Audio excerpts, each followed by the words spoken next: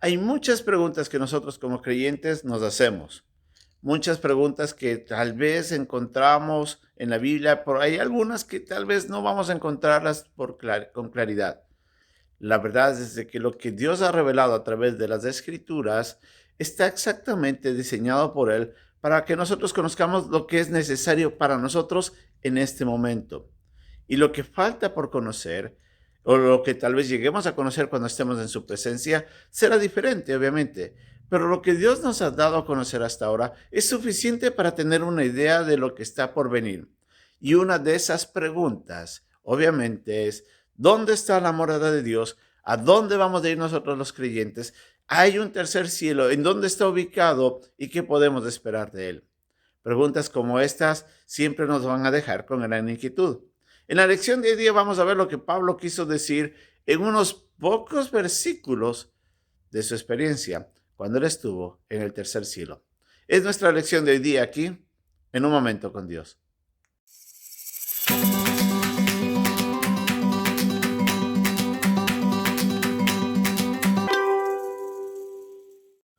En los versículos que estamos estudiando en este momento, nos encontramos con un Pablo que estaba defendiendo, obviamente, su apostolado.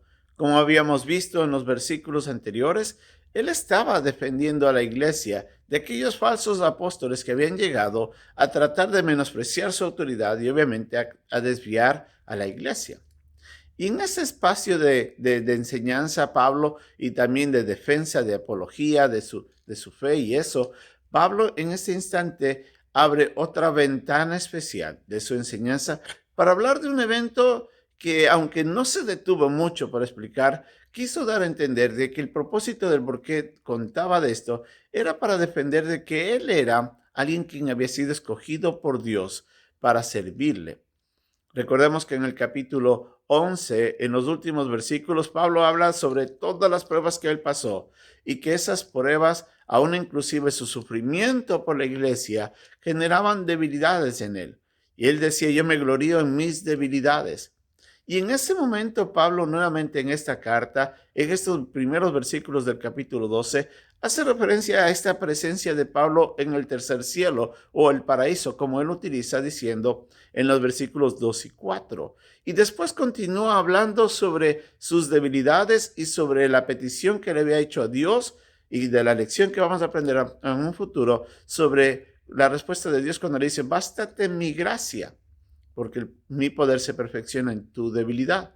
Entonces vemos a un Pablo que en ese momento abre esta ventana para decirnos sobre ese lugar a donde él llegó a estar cuando en un momento, según el pasaje, 14 años antes de lo que él escribe la carta, había vivido.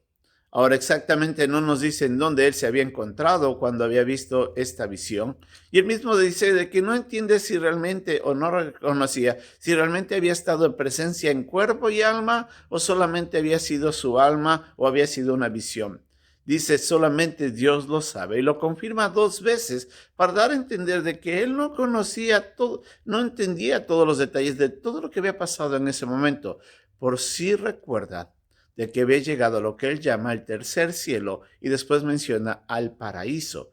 Y dice que estando allá, él escuchó algunas revelaciones y visiones y revelaciones que no podían ser reveladas hacia nosotros. Le fue prohibido contar ciertas cosas. ¿Por qué Dios le llevó allá? ¿Por qué Dios no le permitió contar a Pablo lo que él vio? No lo sabremos ahora, pero lo sabremos cuando nosotros lleguemos allá. Pero sí nos abre ese espacio, esa ventanita de imaginación que nos lleva a nosotros a mirar hacia dónde vamos como creyentes. ¿Qué va a pasar con nosotros cuando moramos? ¿Dónde está la morada del Señor? La Biblia, igual, nuevamente nos da ciertas respuestas. Respuestas a medias de todas estas inquietudes. A veces quisiéramos tener una fotografía, un video grabado desde el cielo para decir: así es como vamos a ir. Y no tenemos eso.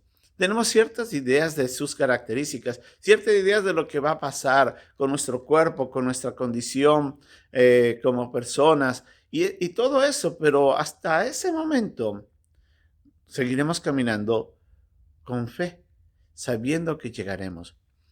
Es muy bueno ver cómo Pablo utiliza una palabra, el paraíso, para hacer referencia a este lugar. Y si nosotros recordamos en el pasaje de Lucas, en el capítulo 24, cuando el Señor Jesucristo, o 23, si no me equivoco, cuando el Señor Jesucristo estaba al lado del malhechor en la cruz, y cuando el malhechor le dice, acuérdate de mí cuando vengas en tu reino, el Señor le hace una pregunta, le hace una confirmación muy, muy importante. Hoy día estarás conmigo en el paraíso. Y esa es hacia donde nosotros vamos.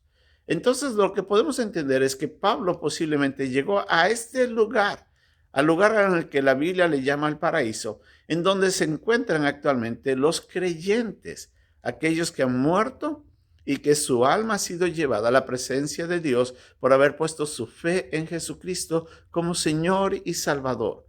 Este no es el lugar en donde están aquellos que están esperando, o el alma de aquellos que están esperando la condenación.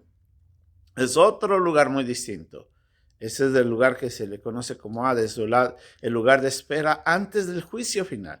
El infierno todavía no ha estado establecido.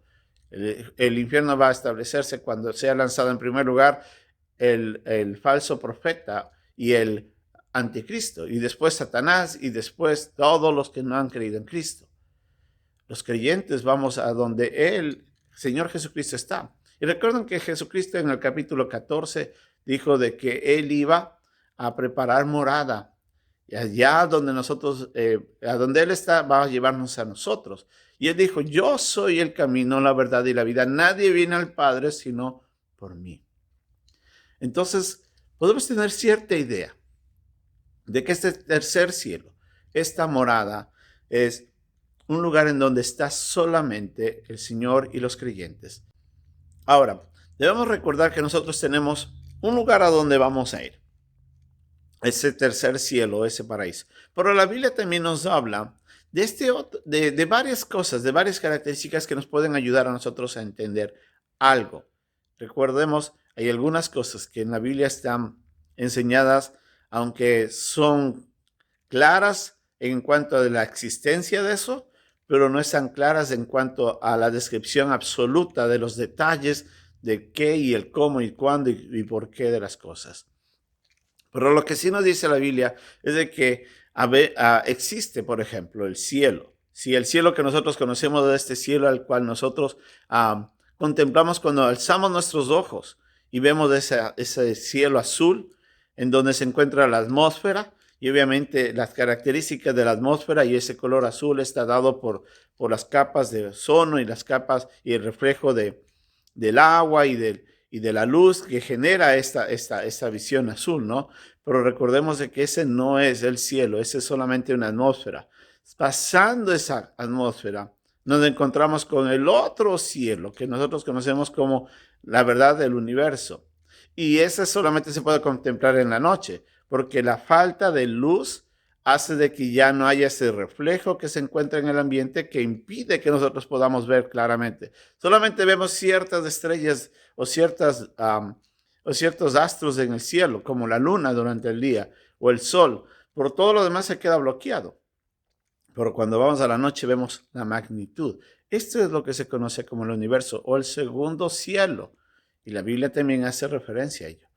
Pero cuando hace referencia al Señor, Él dice que Él habita en los cielos. Y hace referencia en el Salmo 123, capítulo 1, sobre esto y otros pasajes más. Y nos dice que Él habita en los cielos. Su morada obviamente va más allá de nuestra imaginación. Recordemos algo importante. Dios es espíritu. Él no tiene cuerpo. Así es que Él no necesita de un palacio, de una casa, de una morada específica. Lo único que vemos nosotros es el resplandor de Dios. Y lo que hemos llegado a ver, o aquellos que vieron a Jesús porque Él se manifestó como hombre. Y Él obviamente no ven toda su gloria y su grandeza. Solamente ven parte de la grandeza de Dios a través de sus obras, de su poder, de su sabiduría. Pero no ven toda su gloria. Recordemos que la Biblia también nos dice de que nadie puede ver a Dios y vivir. Así es de que lo que vemos de Dios es parte del reflejo de Dios. Y lo que podremos ver después cuando miremos a Jesucristo cara a cara, porque Él se hizo hombre, entonces podemos en esa manera relacionarnos con Él directamente. Así es que lo que vemos de Dios tal vez está un poco todavía difícil de comprender en nuestra mente, por una cosa es cierta. La promesa del Señor es de que todo creyente va a llegar al cielo y que todos los que hemos puesto nuestra fe en Jesucristo estaremos inmediatamente en su presencia, en el paraíso, en este tercer cielo, a donde llegó en su momento Pablo, tal en visión, y no sabemos cómo él dice, sin cuerpo o en visión nada más, pero ahí estaremos nosotros y volveremos con el Señor cuando Él venga en su reino, aquí a la tierra, a habitar. Hasta ese día, todos los creyentes están esperando en alma, y cuando la resurrección de los muertos venga, será unido el cuerpo y el alma del creyente junto al Espíritu, y ahí sí habitaremos por una eternidad. ¿Qué es lo que nos espera? Son cosas hermosas. ¿Tenemos todas las respuestas? No las tenemos, pero las que sí tenemos nos generan gran expectativa.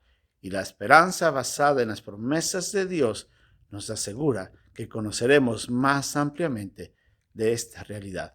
Hasta ese día, sigamos con fe, agradeciendo a Dios por nuestra salvación y por la confianza de que un día veremos al Señor Jesucristo cara a cara, y ese día nos postraremos a agradecerle por tan hermosa salvación. Hasta pronto.